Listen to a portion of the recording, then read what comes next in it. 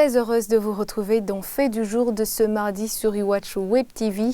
2% seulement du budget annuel de l'État sont alloués par le gouvernement au ministère de la Justice.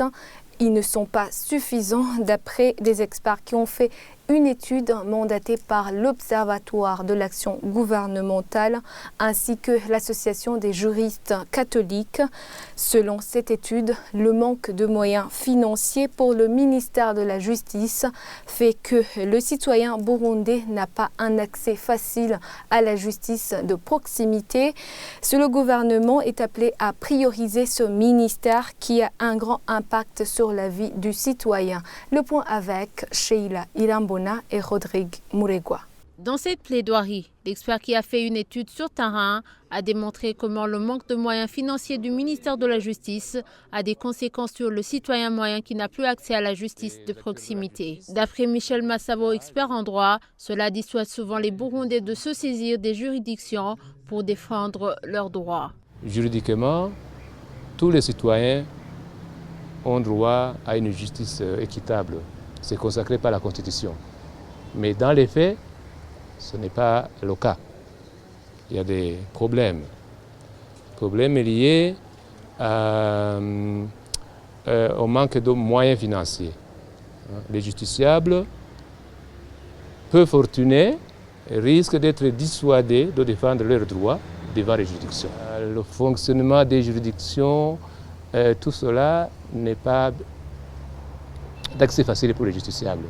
Ce qui fait qu'ils ne peuvent pas saisir comme ils le voudraient le juge. Le Burundi peut-il trouver des fonds pour augmenter le budget du ministère de la Justice au moment où il ne compte plus sur l'aide extérieure? Pour cet expert, tout est une question de priorité. Le budget, en réalité, c'est une traduction des choix budgétaires du gouvernement.